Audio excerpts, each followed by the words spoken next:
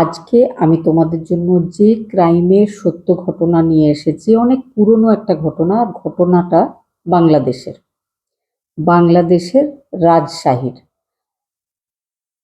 রাজশাহীতে নাজিবুর রহমান নামের একজন ভদ্রলোক থাকতেন, একজন সরকারি কর্মচারী।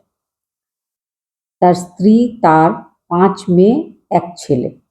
এই ছিল তাদের সংসার।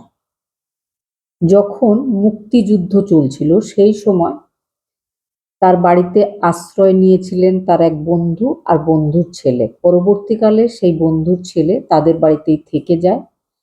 তার নাম ছিল দুখু। দুখু বলে সবাই তাকে ডাকতো বাড়িতে। সে কিন্তু ওই বাড়িরই একজন ছেলে হয়ে থাকছিল তাদের বাড়িতে। সেখানে থেকে সে পড়াশোনা করত। বাড়ির সবাই আর সে নিজেকে ওই বাড়ির একজন সদস্য বলেই মনে করত। আর যে ভদ্রলোকের কথা এতক্ষণ বলছিলাম, যিনি ছিলেন সরকারি কর্মচারী, তো মুক্তিযুদ্ধর সময় বাংলাদেশের স্বাধীনতার যে সংগ্রাম, সেই সময় কোনো কারণে সেই ভদ্রলোকের একটা গুলি লেগে গেছিল, তিনি মারা গেছিলেন। তিনি মারা যাওয়ার পর বাড়ির সমস্ত দায়িত্ব এসে পড়েছিল তার বড় মেয়ে মঞ্জিলা বেগমের ওপর, যে সেই সময় মেডিকেলের ছাত্রী ছিল। পরবর্তীকালে সে রাজশাহী সরকারি হসপিটালের একজন এমবিবিএস ডাক্তার, তিনি সেখানে কাজ করতেন।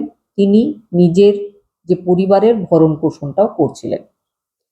তারপরেই যে তার বোন, তার নাম ছিল নিহার বানু। সেই নিহার বানুকে নিয়েই আজকের এই ক্রাইমের সত্য ঘটনা। নিহার বানু রাজশাহী কলেজের একজন ছাত্রী। সবাই তাকে খুব পছন্দ করে। সে সবথেকে সুন্দরী ছাত্রী বলে এলাকার মানুষজন জানে। যেহেতু একটা ক্রাইমের সত্য ঘটনা, তো একটা কালপ্রিট তো থাকবেই। সেটা হচ্ছে আহমেদ হোসেন বাবু। বাবু বলে সবাই তাকে কলেজে ডাকতো। সে ছিল একজন খুব ভালো প্লেয়ার। সে এতটাই ভালো খেলতো যে কলেজের সব স্যারেরা তাকে খুব স্নেহ করতেন, খুব ভালোবাসতেন। সে পড়াশোনায় না ভালো হওয়া সত্ত্বেও কলেজের স্যারেদের সাথে তার এত ভালো রিলেশন ছিল যে সে খুব ভালো রেজাল্ট করত। বেশিরভাগ সময় এটাই মনে করা হতো যে তাকে বিভিন্ন রকম সাজেশন, কোশ্চেন পেপারের কপি তাকে দিয়ে দেওয়া হতো কলেজের তরফ থেকে। স্যারেরা তাকে ওগুলো দিতেন।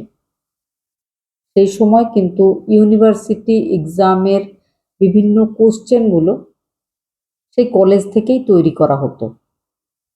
ঘটনাটা যেহেতু 1977-এর ঘটনা, বর্তমান পরিস্থিতির থেকে সেই সময়কার পরিস্থিতিটা অনেকটাই আলাদা ছিল। সেই কথাটা মাথায় রেখে কিন্তু আজকের এই ঘটনাটা শুনতে হবে। তো বাবু কলেজে পড়ে। বাবুর সাথেই নিহার বানু পড়ে। বাবু ভালো স্টুডেন্ট নয়, কিন্তু কলেজের স্যারেদের সাথে তার ঘনিষ্ঠ সম্পর্ক, সেই জন্য সে ক্লাস টপার।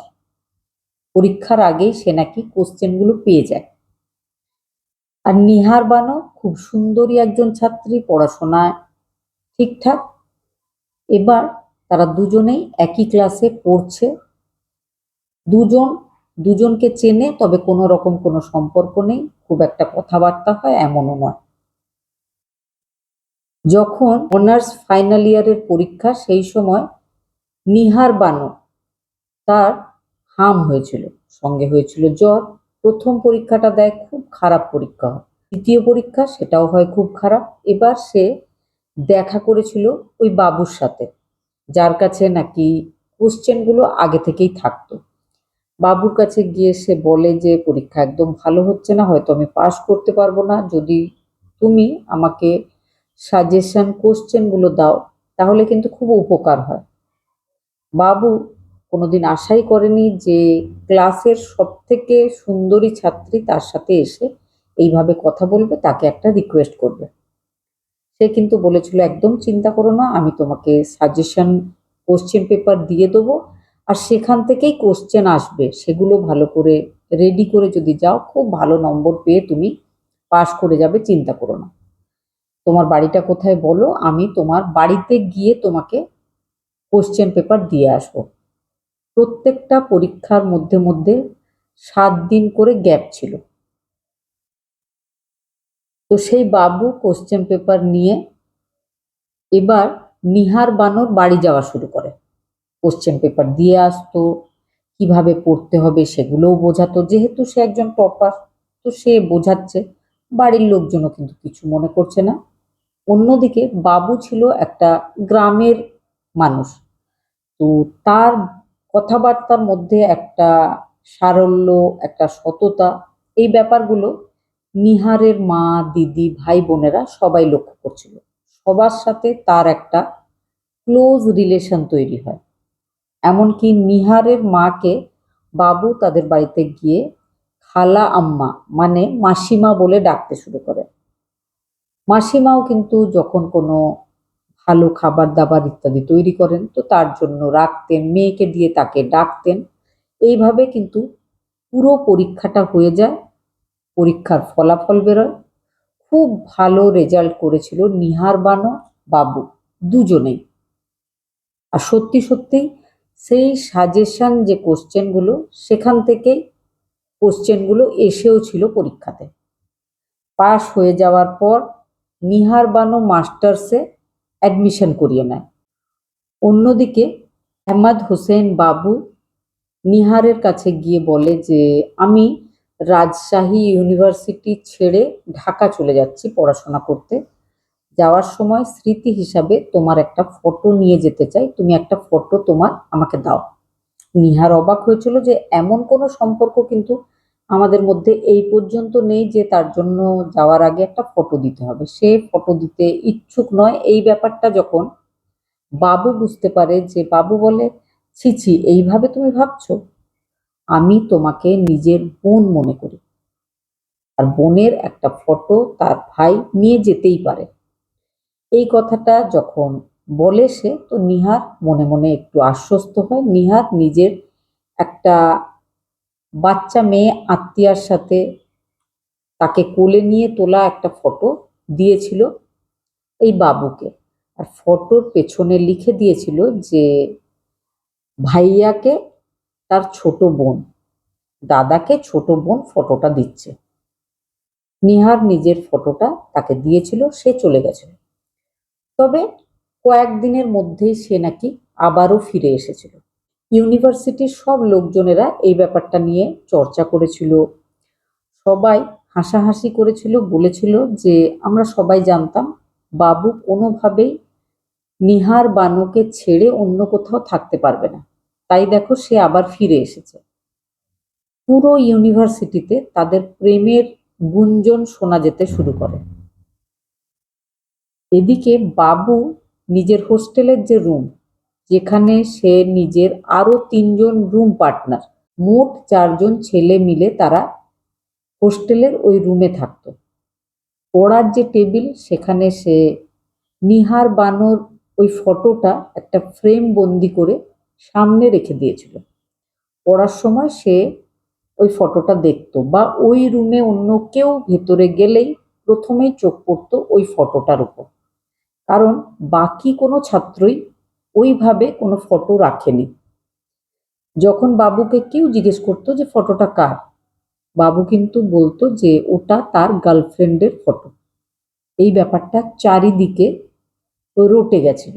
এই কথাটা কিন্তু ধীরে ধীরে নিহার বানোর কান পর্যন্ত পৌঁছায়। তার খুব রাগ হয়। সে একদিন রেগে কথা বলেছিল বাবুর সাথে। বলেছিল, এই ধরনের খারাপ কথা তুমি সারা ইউনিভার্সিটিতে আমার ব্যাপারে ছড়িয়ে বেড়াচ্ছ, তুমি আমার ফটো ফেরত দাও। সেই সময় কিন্তু একটা ফটো মানে খুব গুরুত্বপূর্ণ একটা ব্যাপার। এইভাবে সবার হাতে মোবাইলও ছিল না। আর যখন যার ইচ্ছা ফটো দেখাও যেত না, পাওয়াও যেত না। সেই ফটোটা সে রাগ করে চেয়েছিল, বাবু কিন্তু ফেরত দিয়ে দিয়েছিল।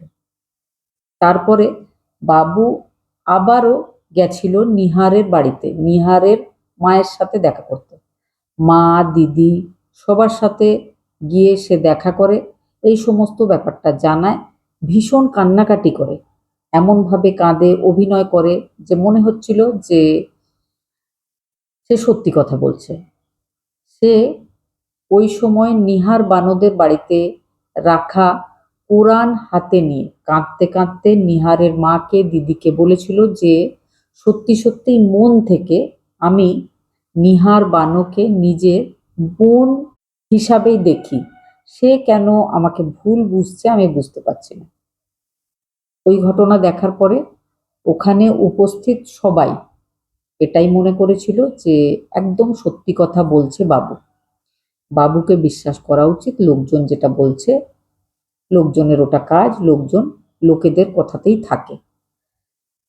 সেই সময় কিন্তু এই ব্যাপারটা এইভাবেই শেষ হয়েছিল। বাড়ির লোকজন আবারও তাকে আগের মতোই স্নেহ করা শুরু করেছিল। ওই ঘটনার পর কয়েকদিন কেটেছে।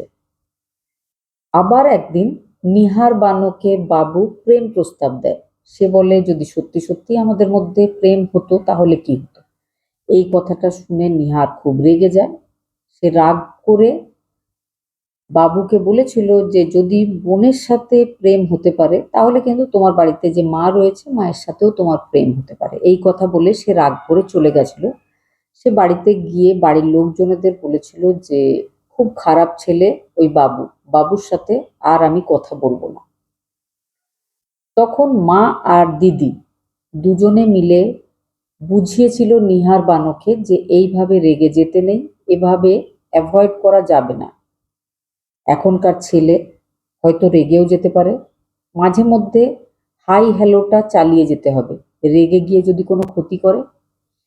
সবাই মিলে ভেবেছিল হ্যাঁ একদম ঠিক কথা, রেগে তাকে কিন্তু বুঝতে দেওয়া যাবে না যে রাগ হয়েছে, এড়িয়ে যেতে হবে, তবে দেখা হলে হাই হ্যালো ঘনিষ্ঠতা করা যাবে না। তারপর থেকে নিহার বানো সেভাবেই মিশছিল বাবুর সাথে। বাবু কিন্তু ওই পরিবর্তনটা লক্ষ্য করছিল। ইতিমধ্যেই বাবুর কানে আসে আরো একটা নতুন খবর। খবরটা ছিল নিহার বানোর বিয়ে ঠিক হয়ে গেছে। বিয়েটা ঠিক হয়েছে একজন সরকারি অফিসারের সাথে। আশীর্বাদের পর্ব সারা হয়ে গেছে, বিয়ের ডেট এগিয়ে এসেছে। এবার বাবু কিন্তু মনে মনে অস্থির হয়ে যায়। নিজের তিনজন বন্ধু, একজন ওই ইউনিভার্সিটিরই জুনিয়র, নাম ছিল এনামুল, একজন তার প্রিয় বন্ধু, নাম ছিল এহসান, আর রুমমেটদের মধ্যে একজন নাম ছিল শাহিদুল। এই তিনজনকে নিজের মনের খবর বলেছিল যে নিহার বানোর বিয়ে হয়ে যাচ্ছে, নিহার বানোর সাথে আমিই বিয়ে করব যেভাবেই হোক। মিনা মঞ্জিল নামের একটা খালি বাড়ি, সেটা তাদের কলেজ থেকে একটু দূরেই ছিল। সেই বাড়িতে কেউ থাকতো না, বাড়িটা দেখাশোনা করার জন্য থাকতো একজন কেয়ারটেকার, যার নাম ছিল ফেতু। ফেতুর সাথে তাদের চেনা জানা ছিল। তো তারা তিনজন আর বাবু সবাই মিলে ঠিক করে যে ওই মিনা মঞ্জিলে নিয়ে আসা হবে নিহার বানোকে। আসার পরে সেখানে বিয়ে করতে হবে। যদি সে রাজি হয় তাহলে ঠিক আছে, আর যদি রাজি না হয় তাহলে জোর করে ওই বিবাহ পর্বটা সেরে ফেলতে হবে। একদম ঠিক হয়ে যায় যে এটাই তারা করবে। ১৯৭৫ সালে নিহার বানোর সাথে বাবুর আলাপ পরিচয় শুরু হয়েছিল। ১৯৭৭ সালের এই ঘটনাটা, ৭৭ সালের জানুয়ারি মাসের ২৫ তারিখে তারা মিনা মঞ্জিলে নিহার বানোকে নিয়ে গিয়ে জোর করে বা তার মতামতের সঙ্গে বিয়ে করবে বলে ঠিক হয়। বাড়ির কেয়ারটেকার ফেতুকে বলে রাখা হয় যে তোমার বাড়িতে কিছুক্ষণের জন্য আমরা কয়েকজন বন্ধু আসবো, তোমাকে টাকা দেওয়া হবে। সেও কিন্তু রাজি। নিহারকে নিমন্ত্রণ দেওয়ার জন্য ২৩ জানুয়ারি তাদের বাড়ি গেছিল বাবু। বাড়ি গিয়ে বাবু দেখতে পায় যে তারা তো নেই কেউ বাড়িতে, তারা সবাই নিউ মার্কেটে গেছে। সেটা বাড়িতে মায়ের কাছে জানতে পারে। এবার বাবু নিউ মার্কেটে চলে গেছিল। সেখানে গিয়ে নিহার বানোকে নিমন্ত্রণ দিয়েছিল যে আমার আত্মীয়র বাড়িতে 25 জানুয়ারি অনুষ্ঠান আছে, তোমাকে যেতেই হবে। নিহার বলেছিল ঠিক আছে যাব। এদিকে 25 জানুয়ারি একটা পিকনিক হবে বলে কলেজ থেকে জানানো হয়। নিহার বানো পিকনিকে না গিয়ে তার সাথে যাবে বলে তার মনে হচ্ছিল, কিন্তু সে পরে দেখে যে না, নিহার কিন্তু পিকনিকে যাওয়ার ব্যাপারটাকেই বেছে নিয়েছে। তার আত্মীয়র বাড়ি নিমন্ত্রণ রক্ষা করতে সে যাবে না ঠিক করেছে। সে কলেজে গিয়ে জানতে পারে সব স্টুডেন্টসরা পিকনিকের জন্য বেরিয়ে পড়েছে। এবার সেও পিকনিকের জন্য বেরিয়ে পড়ে। দুপুরবেলায় 12টার সময় যেখানে পিকনিক হচ্ছে সেখানে গিয়ে পৌঁছেছিল। এই সমস্ত ঘটনাগুলো কিন্তু পরবর্তীকালে বিভিন্ন সাক্ষীরা বলেছিল। যাই হোক, সেই পিকনিকে পৌঁছাবার পর সে সব সময় চেষ্টা করতে থাকে নিহার বানোর সাথে কথা বলার, কিন্তু নিহার বানো বারবার তাকে অ্যাভয়েড করতে থাকে। নিহার বানোর সাথে সে ফটো তুলতে চাইছিল, সেটাও কিন্তু নিহার বানো একদম তুলতে রাজি হয়নি তার সাথে। এই ব্যাপারটা নিহার বানো বুঝতে পারছিল বলে তাকে অ্যাভয়েড করছিল। অন্যদিকে সে চেষ্টা করেই যাচ্ছিল, কোনোভাবে সেই দিনটা কাটে। তার পরের দিন 26 জানুয়ারি, নেক্সট ডে, পিকনিকের পরের দিন, সেদিন ইউনিভার্সিটিতে ওই স্টুডেন্টদেরকে ছুটি দেওয়া হয়েছিল, কারণ তারা আগের দিন পিকনিকে গেছিল। এবার আসে 27 তারিখ। 27 তারিখ যথারীতি সব ছাত্রছাত্রী নিজের নিজের ইউনিভার্সিটিতে যায়, ক্লাস করে। ক্লাস করার পর যখন নিহার বানু নিজের এক বান্ধবী নাজনীনের সাথে বাড়ি যাওয়ার জন্য বেরিয়েছে, ইউনিভার্সিটির বাসের কাছে দাঁড়িয়ে আছে, সেই সময় তাকে এসে ডেকেছিল বাবু। নিহার এগিয়ে গেছিল তার সাথে কথা বলতে।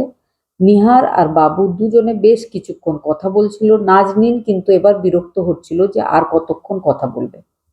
নাজনীনকে নিহার বলে যে তুই চলে যা, আমি কিছুক্ষণ পরে আসছি।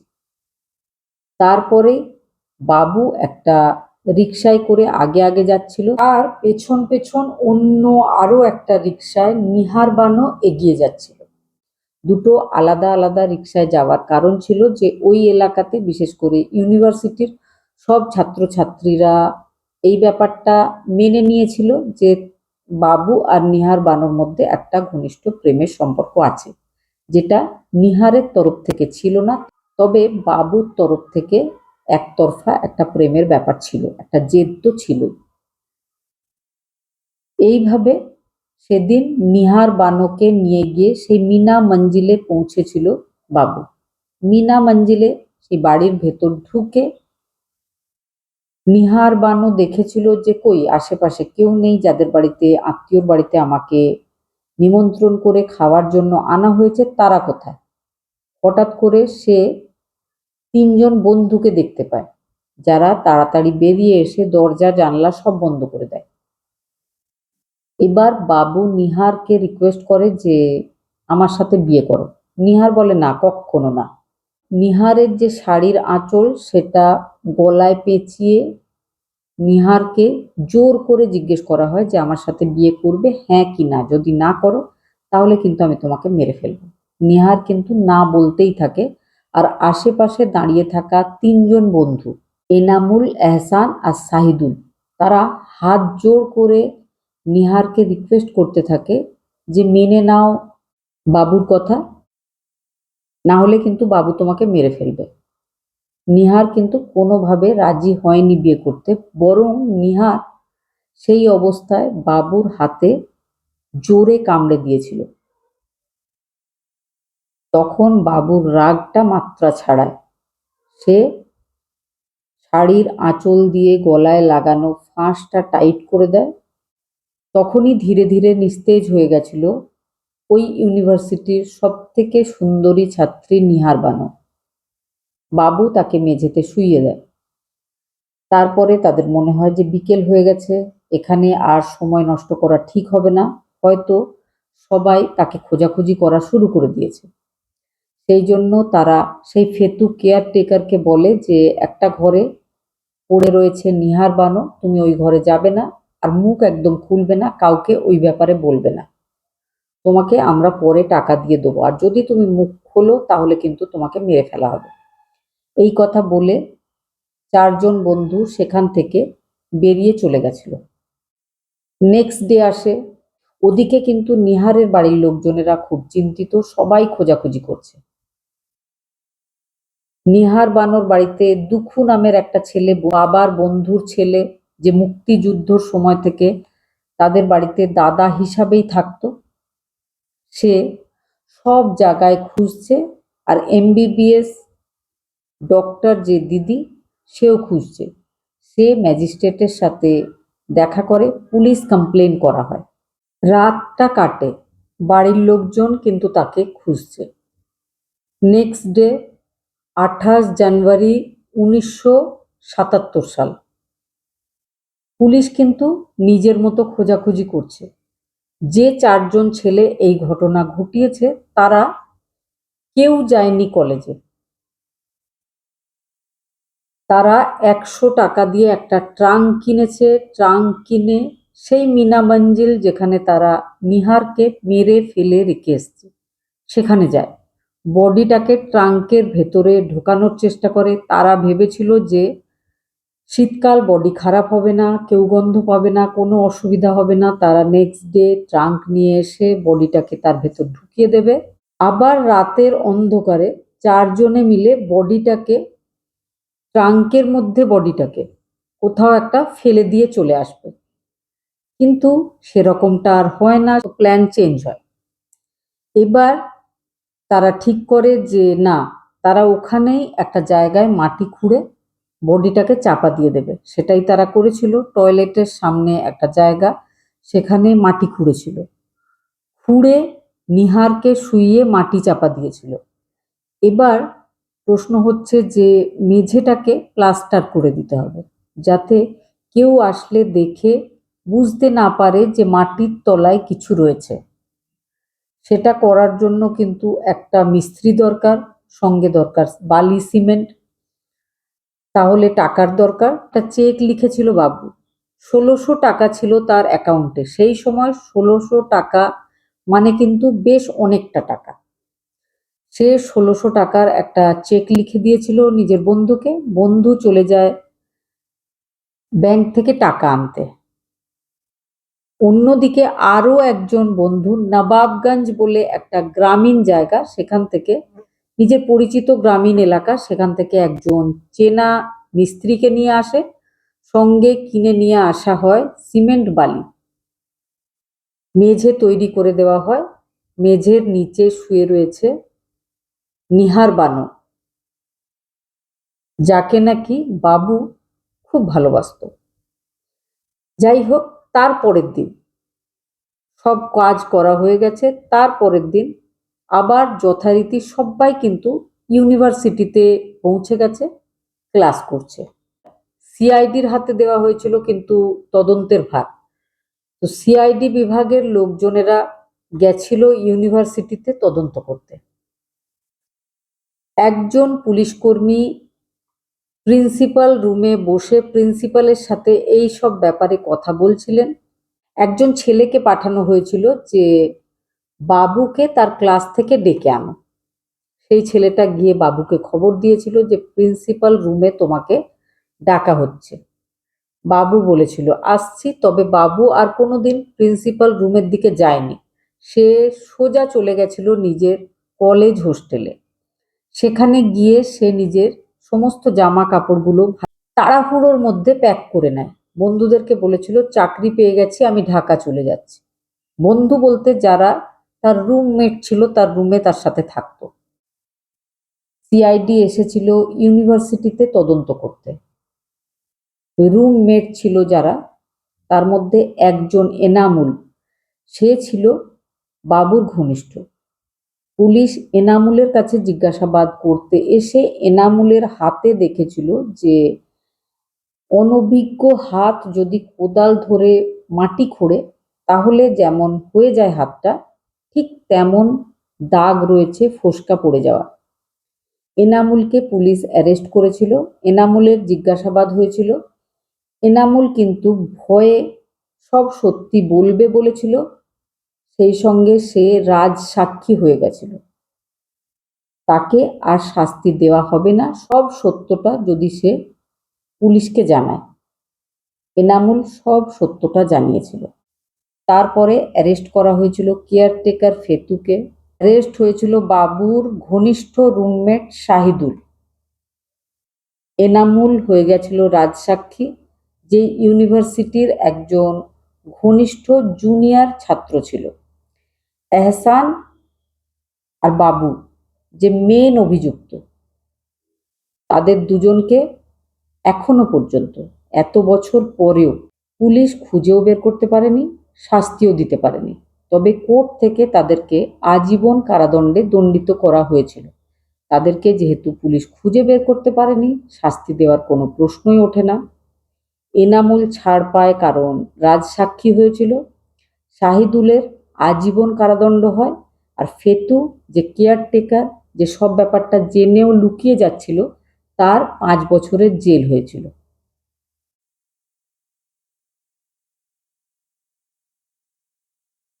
এমনই একজন ছেলে ছিল আহমেদ হোসেন বাবু।